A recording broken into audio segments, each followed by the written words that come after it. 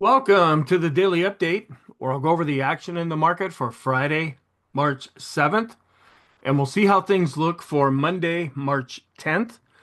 Well, it had a nice little bounce. It could be technical. A lot of our indicators were looking extreme negative in the short term, and maybe we saw a little bit of bounce from that.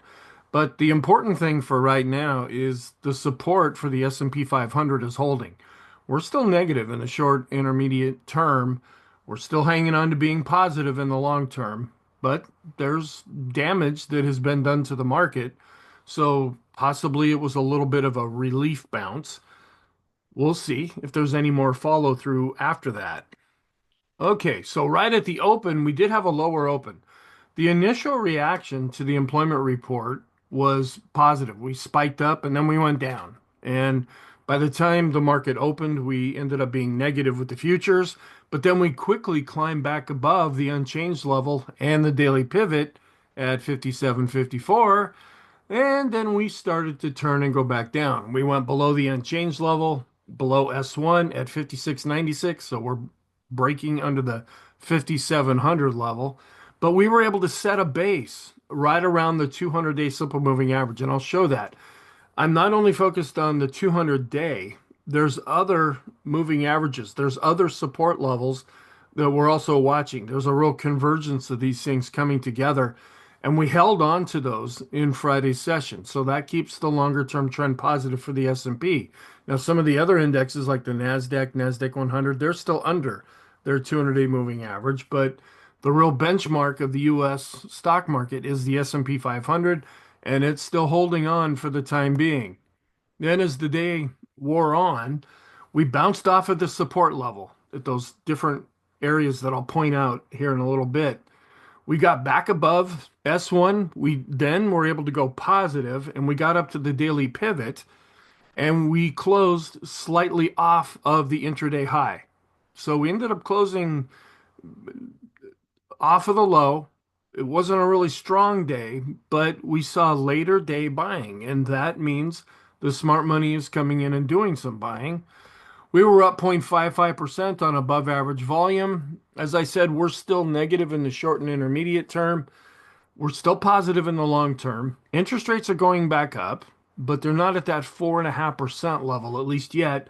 There was some comments by Jerome Powell on Friday as well that I'll go through.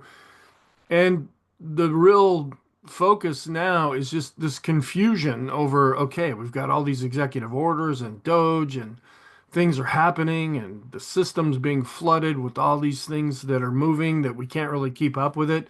And the stock market's having a little bit of problem with that as well.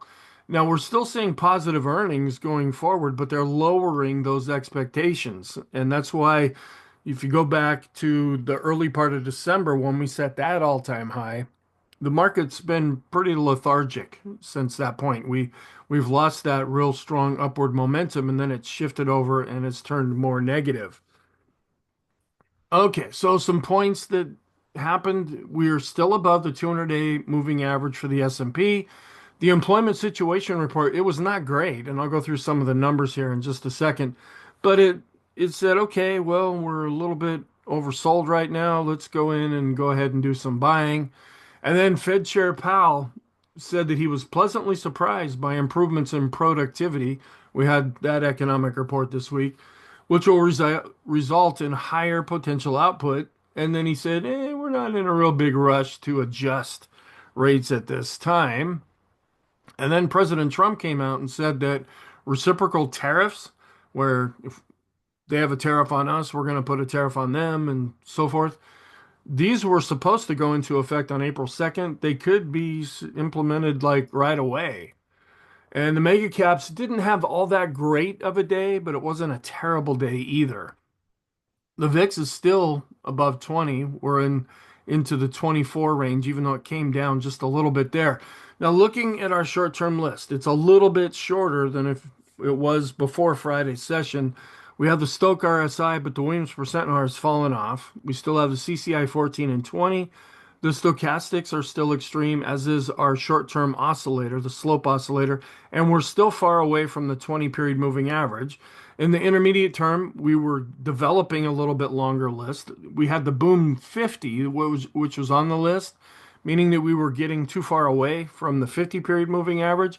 That's now off the list, but the TTM squeeze continues to decline and it's extreme negative. The Sean trend meter was pretty much unchanged and it's looking extreme right now as well.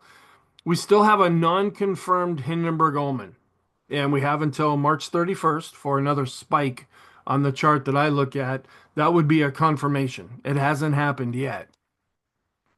No change to the overall scenario because the Fed's not really doing any changing right now. They're pausing with rate cuts and just kind of stepping back and seeing how the economy plays itself out. The dollar was down, still getting hit with that dollar. It's really dropped this past week. Interest rates were up. We closed at 4.32% with the 10-year yield where we had been at 4.29% after Thursday. We're still under that 25 level with sentiment.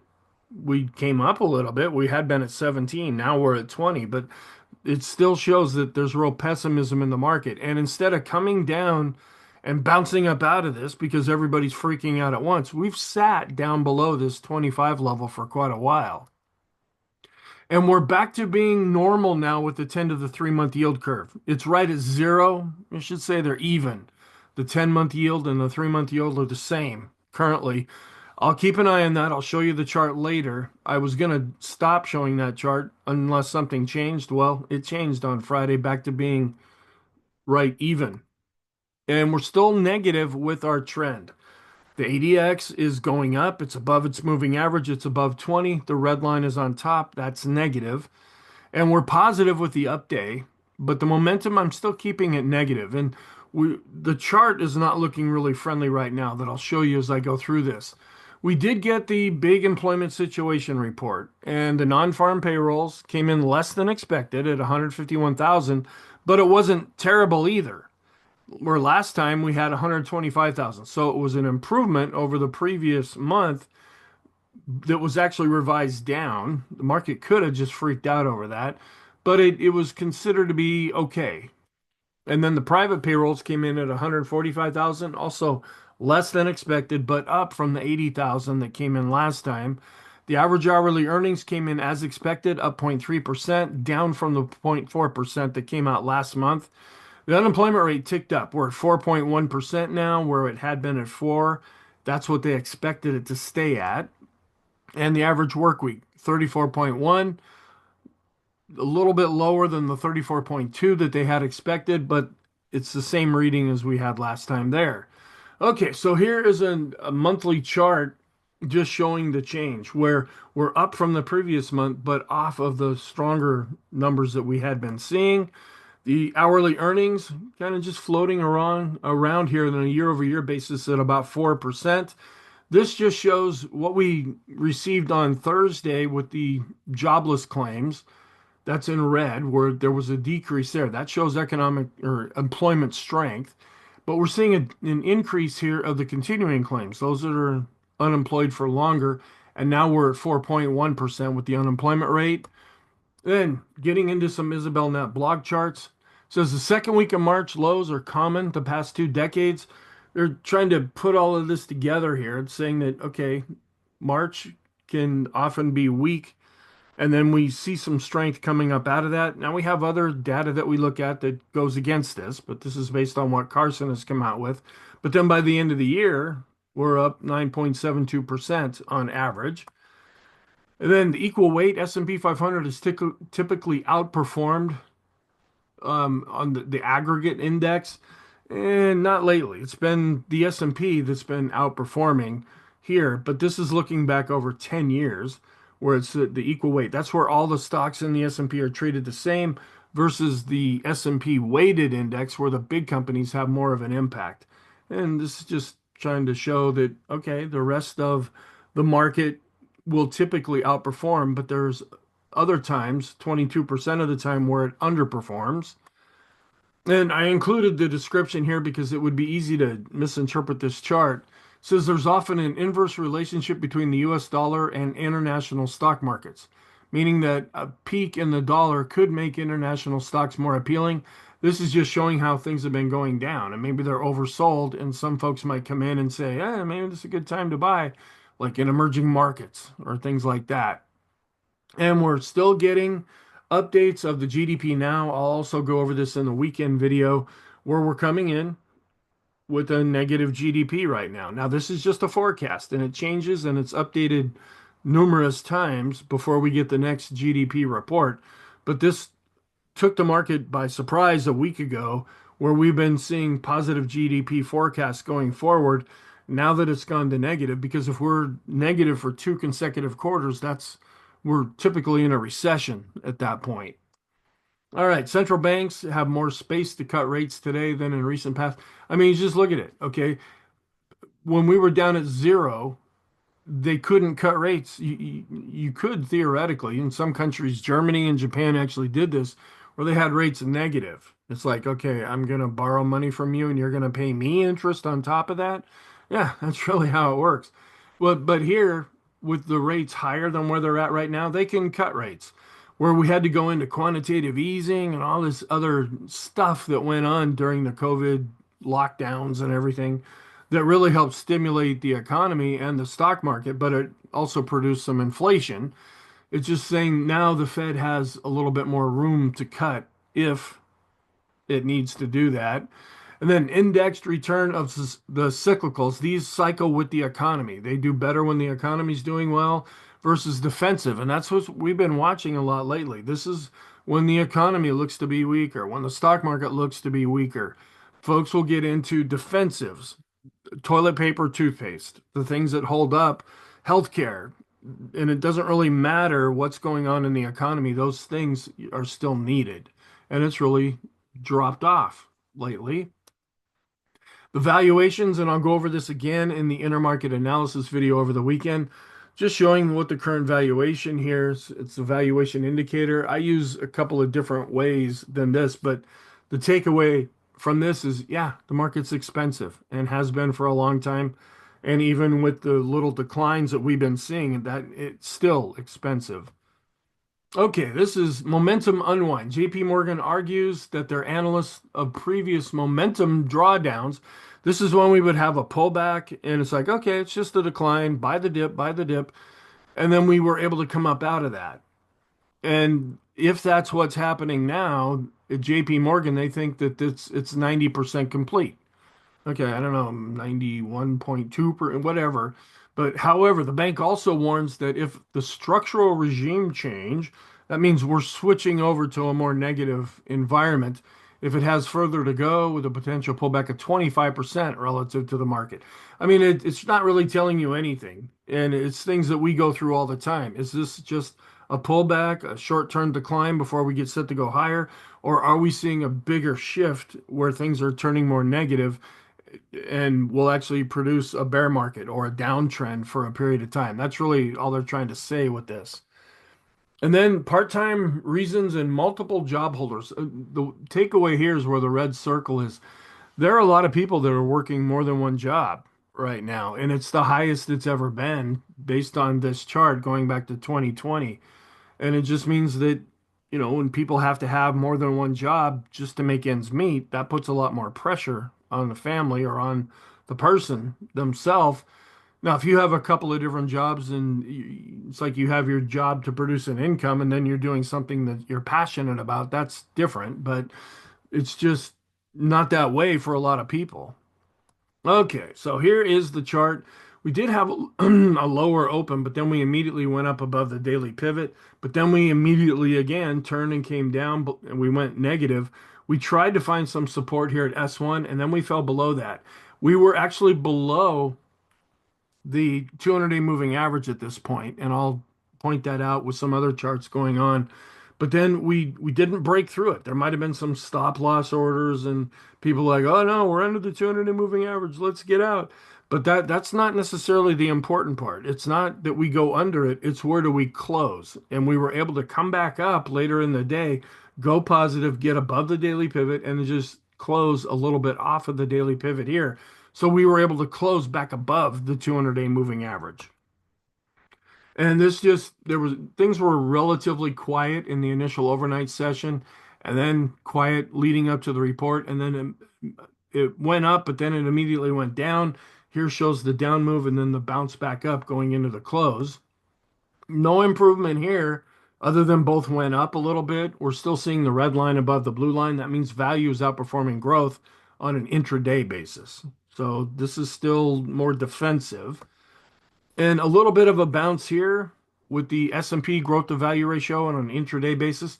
We really dropped down here. Maybe we're starting to bounce. Now, a few days ago on the 4th, it looked like maybe something was beginning to happen. And I was pointing this out in the video saying there's some under the surface improvement. Well, we lost that, but we were able to, at least near the latter part of Friday, start to gain some of that back. End of day charts, growth was up, but about half as much as value. And it was up less for the mid caps as well as the small caps. So no real improvement there when we look at our ratios. We're coming back down below the 200-day moving average with the small cap growth to value ratio, below the 200-day moving average now with mid cap growth to value, and falling even more with S&P growth to value. So no improvement there. The market is still shifting over and looking more defensive. And we're coming back down below the rainbow here when we look at the growth versus value ETF. And we're coming down here with our discretionary to staples. You can see where staples really went up in Friday's session, where discretionary went down. That's defensive right now. And that's why we're seeing this ratio declining.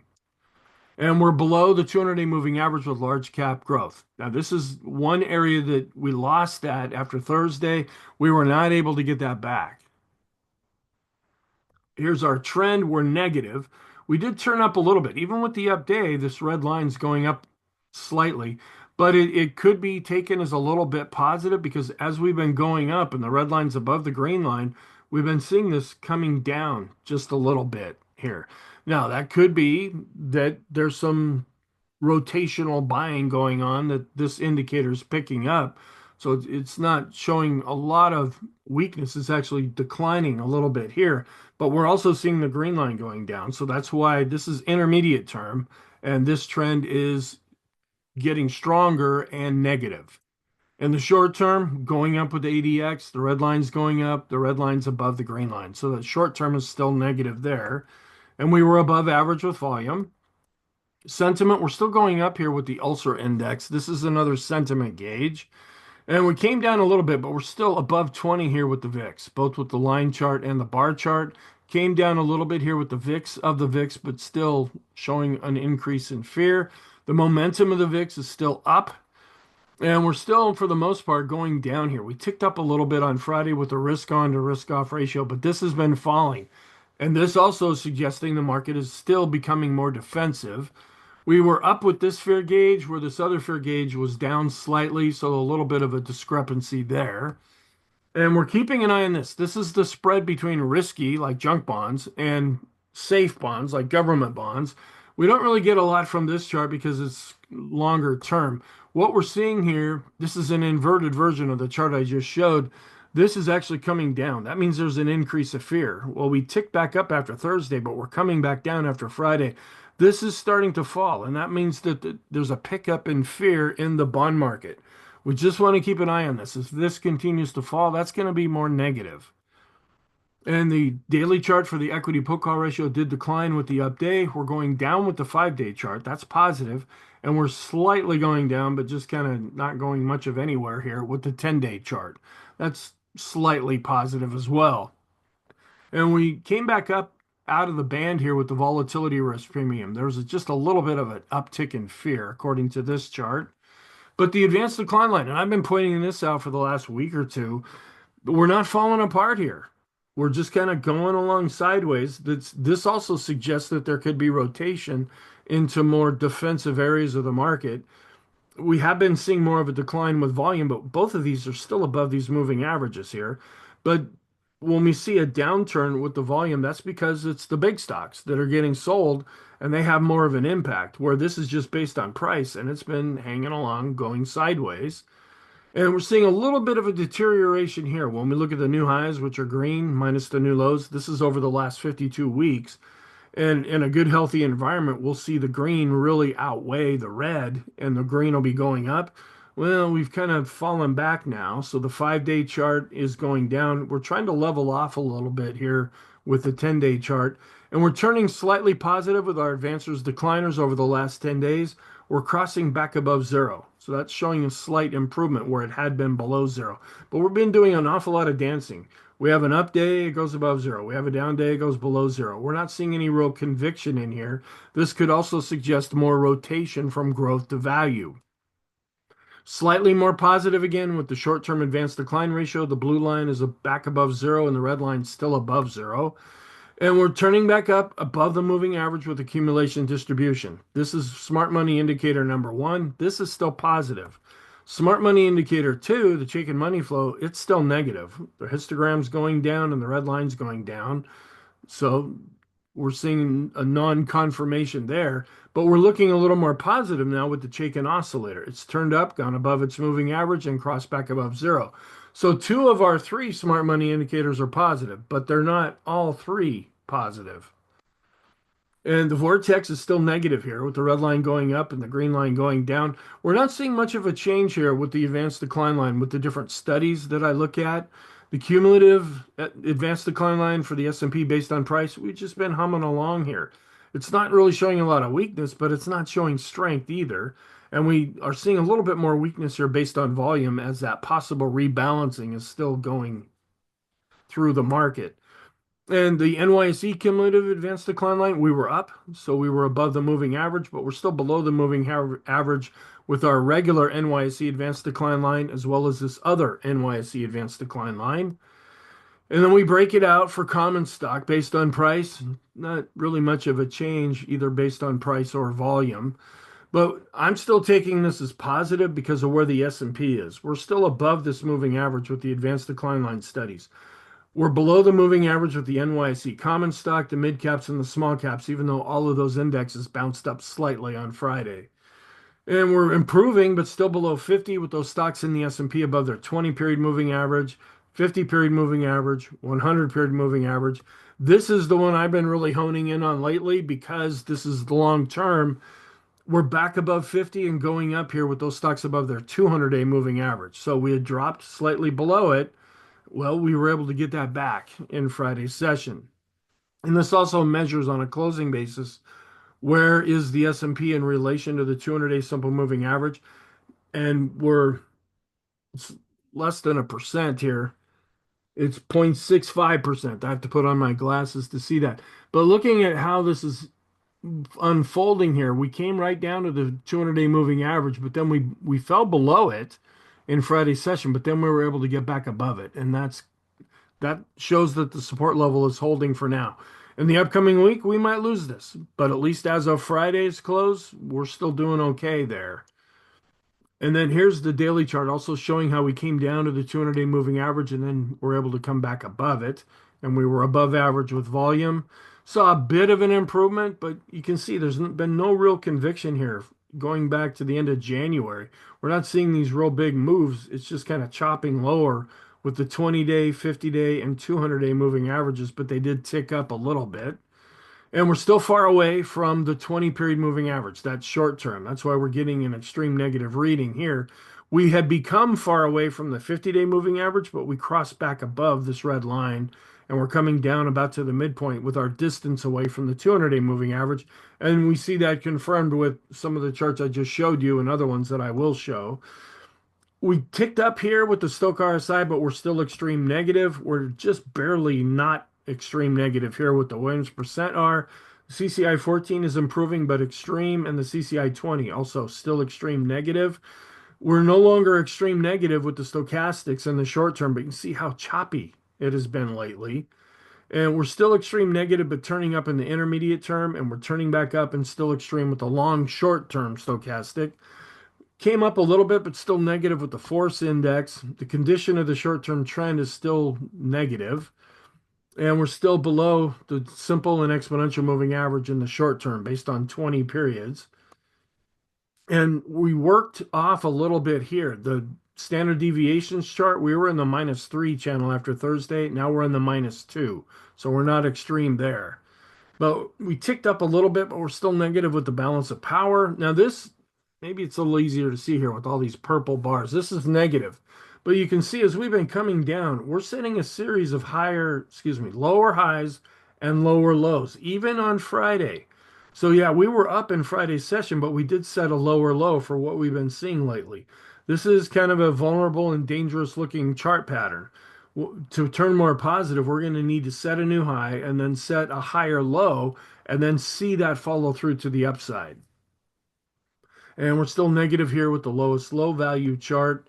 And I'm just trying to keep a loose count on the percentage when we set the all-time high back in February.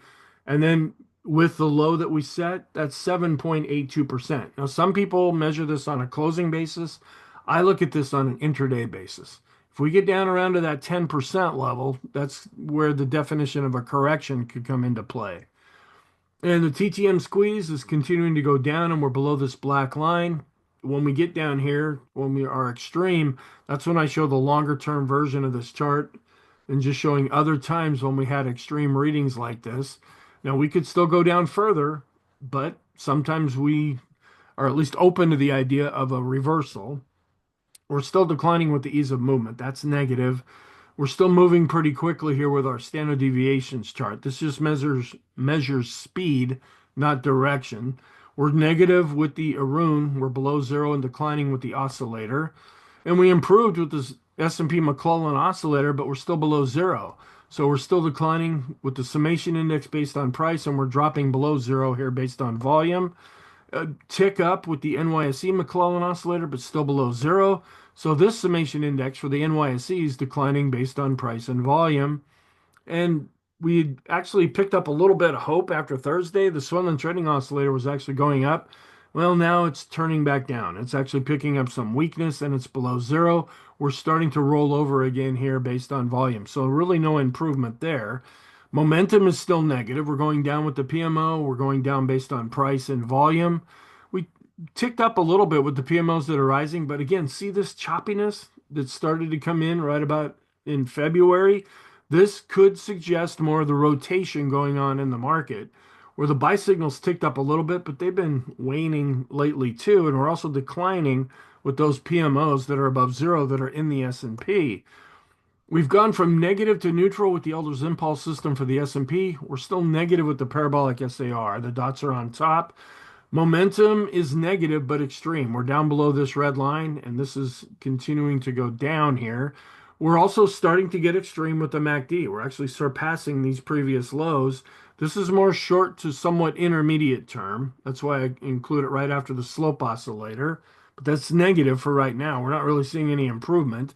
So in the short term, we're negative, intermediate term, we're negative, and the long term, we're negative. All the time frames here that we look at are negative on a momentum basis. And in other momentum oscillators, the Copic curve, you could make a case that we're getting down to kind of an extreme reading here. And the Sean trend meter was flat, but it's still in this pink area, so it's extreme negative. We're declining below 50 with the money flow. That didn't tick up.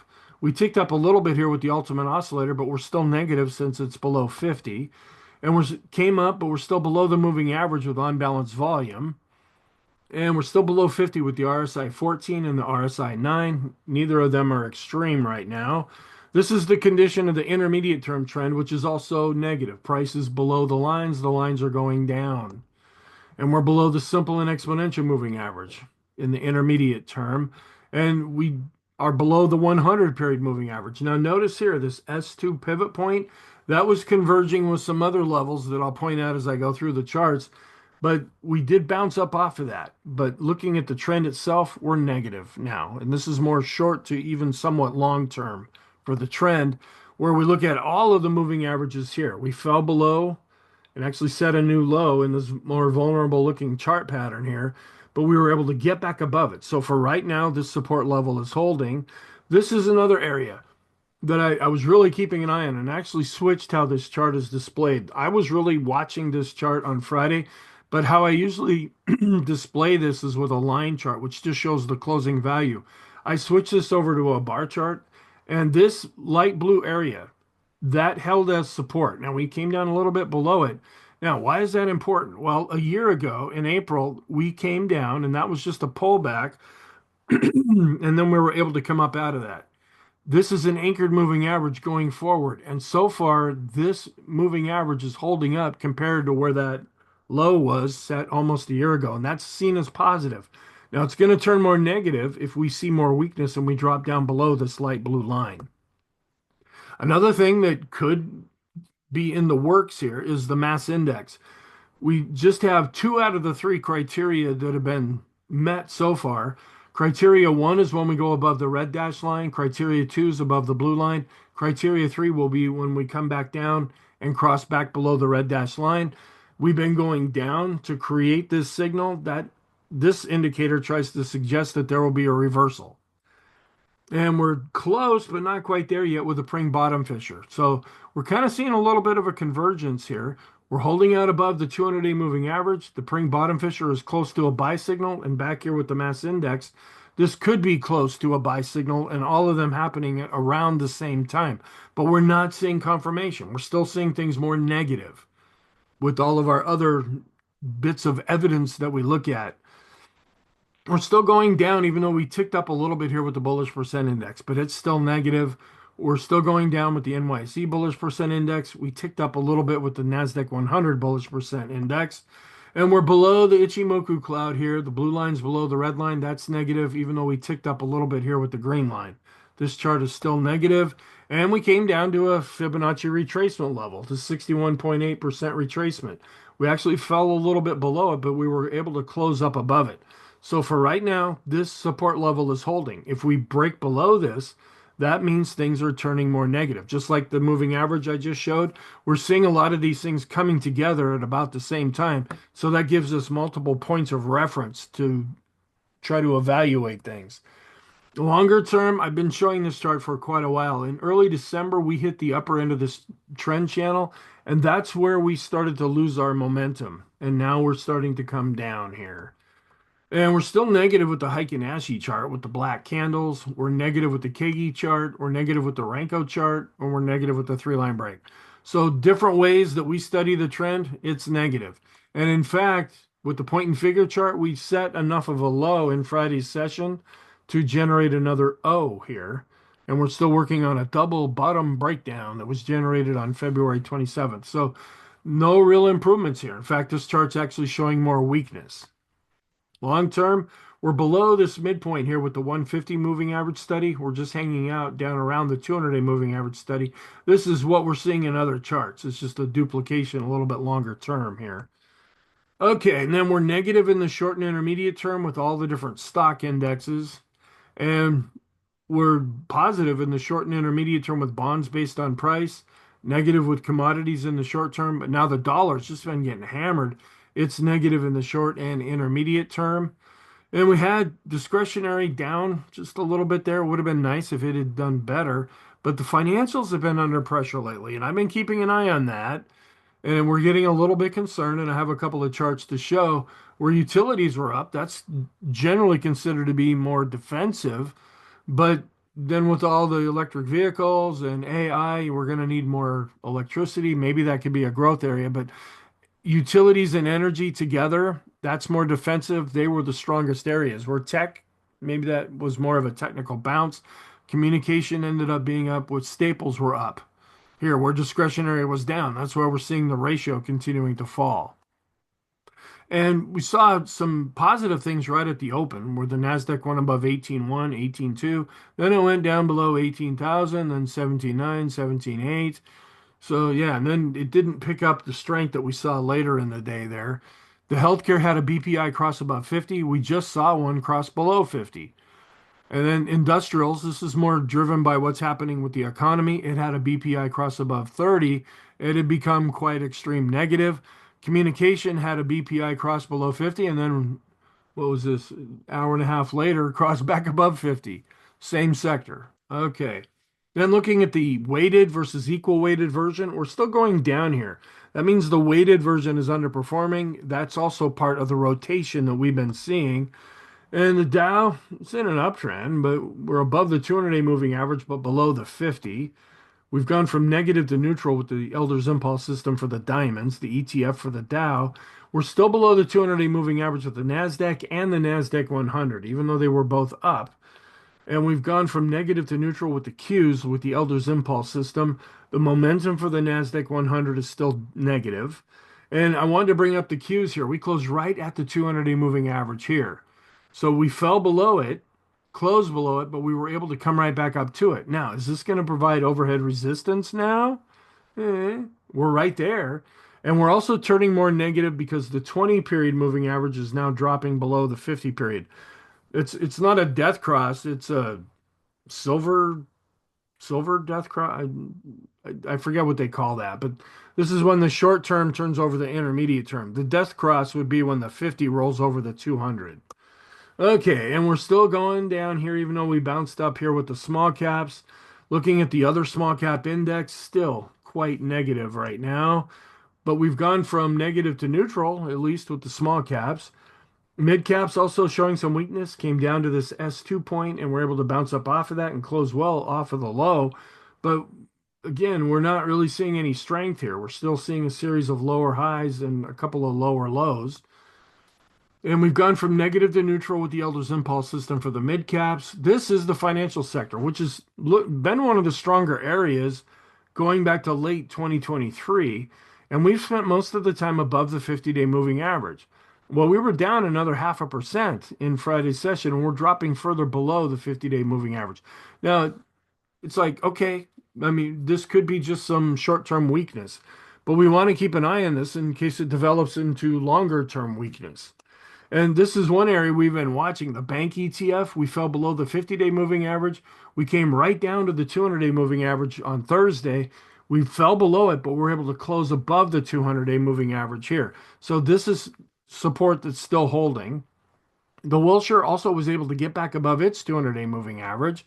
And we're still hanging out slightly above the 200-day moving average with the total US stock ETF. So that's another support level that's holding for the time being. And we're above with the FANG index. We actually dropped below it, but came back above it. So this is another support level that's holding for right now.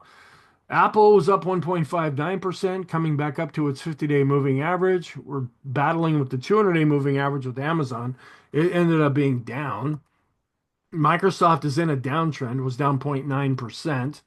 Google coming back up, dealing with its 200-day moving average. Meta underneath its 50-day moving average and was actually down slightly. And we're falling here with Nvidia. It was up 1.92%, but it has a ways to go to get back up to its 200-day moving average. And the longer we stay below here, the more we might see a death cross with the 50 crossing below the 200-day moving average. And Tesla still below its 200-day moving average and actually declined. Netflix declined as well, falling a little bit further under its 50-day moving average. Still seeing a short-term deterioration of the US stocks versus world stocks, where we've been ticking back up a little bit here with the S&P, but world stocks have actually been doing better lately, and that's why we're seeing the short-term relationship go down. We're also seeing a disconnect a bit with the longer-term correlation. And oil ticked back up, but we're still in the upper 60s, mid to upper 60s now. The dollar just continues to fall here, which could be helping stocks a little bit, but there seems to be a real decoupling on a short-term basis with that relationship. We are going back up with the 10-year yield. We're back above the 200-day moving average here, and we're coming down with the 10-year based on price. We're watching international rates. This is a weekly chart, and we're keeping an eye on the red area. Japanese rates for their 10-year just keep going up, and we're wondering if that's going to come into play at some point. And we're right at zero here. When we look at the 10-year to the 3-month yield curve, they're even. And we're still seeing weakness here with our growth to value ratios. Going down with the Qs to S&P, discretionary to S&P. Large cap growth is going down compared to large cap value. We're going down with the large caps, mid caps, and we hit the moving average and are turning back down with the small caps. So no real improvement there. We're still seeing rotation to a more defensive nature still happening. And we're still going up here when we look at staples to the S&P. If this is going down, that means the S&P is outperforming. This has been going up, meaning staples, which are defensive, are outperforming. So what's the outlook for Monday? We're still negative in the short and intermediate term. We're a little bit above the 200-day simple moving average, and these different support areas that I just tried to walk through here, those are holding for the time being. We'll see. Are they going to hold in the upcoming week? We're not going to have any economic reports on Monday, and then anything geopolitical. And there's a lot to choose from right now. And things are kind of unsettled, not only politically in the US with all the changes that are taking place, but Russia, Ukraine, and where does the US fit into that? Where's Europe fit into that? There's things that could always explode in Israel at any given time. And then something else that just could come in unexpectedly. All right, here is the economic calendar for the upcoming week. The big one's going to be Wednesday. That's probably the second biggest economic report of the month. We just had the employment situation report. Well, on Wednesday, we're going to get CPI, the Consumer Price Index. Then Thursday, we'll get PPI. Then on Friday, we'll get consumer sentiment. And this is what started to freak everybody out a month ago. This led us into the second half of February. And this report, consumer sentiment, wasn't really market friendly. And that's when things started to really look more negative. So we'll be keeping an eye on that this time. Here's also a look at the economic calendar for the upcoming week. Seasonality, not really good for March 10th. We're negative with the Dow and S&P. We're neutral to negative with the NASDAQ. And this is, depending on how you look at this, the solid lines, this is what usually happens. Well, then the dash line, this is what happens during a post-election year. We actually see some positive seasonality for this, but then we see negative seasonality when you take all years together. We're still in the first half of March, which should be the second best performing half of the month after the first half of July. Hasn't really, I mean, we had an up week, but it hasn't really lived up to that yet. And this just shows good riddance to February, maybe. And a lot of times we'll see a weak beginning to March and then a better finish sometimes. But our charts don't always bear that out here. But this shows that after we get out of February, maybe things have a chance of turning a little bit better. But we could see some choppiness here going throughout the next couple of months. All right, so we're seeing a mixed signal across the board here with our smart money indicators. We're positive with accumulation distribution. We're declining with the Chaikin money flow, but we're positive with the Chaikin oscillator. And we see our McClellan oscillators and summation indexes, they're still going down. Parabolic SAR is negative. The bullish percent indexes are negative. We're negative with the momentum for the S&P. The swollen trading oscillator is now turning down and looking more negative. Our moving average studies, now we're still holding up with the 200-day moving average study. That's come back above 50, but the 20, the 100, the 50, and the 100, those are still under 50. The ease of movement, money flow, and ultimate oscillator are still negative. The vortex is negative, and the momentum for the NASDAQ 100 is negative. All right, positive sign. Longer term, the growth to value ratios are still in uptrends, but we're seeing a lot of short-term weakness. And even with the update that we saw on Friday, we're not seeing much of an improvement there. And we're going down with our 5 and 10-day equity put call ratio charts. We're still above the moving average here with the S&P, but all of the other indexes, they're still below. But I have it positive because of the S&P. And we're watching the financial sector. Now it's positive, but we've been seeing some recent weakness, and the bank ETF, it's been dealing with its 200-day moving average. So our conclusion, we're negative in the short and intermediate term. We're still hanging on to being positive in the long term with support holding for right now. In the short term, we're negative and just somewhat oversold or extreme negative, where we're seeing some of the support holding up. And we're negative in the intermediate term. We're not seeing a real long list, but we are showing some signs like the TTM squeeze is extreme negative, where we're still positive in the long term. Thank you. I hope you have a wonderful weekend, and I will talk to you in the next video.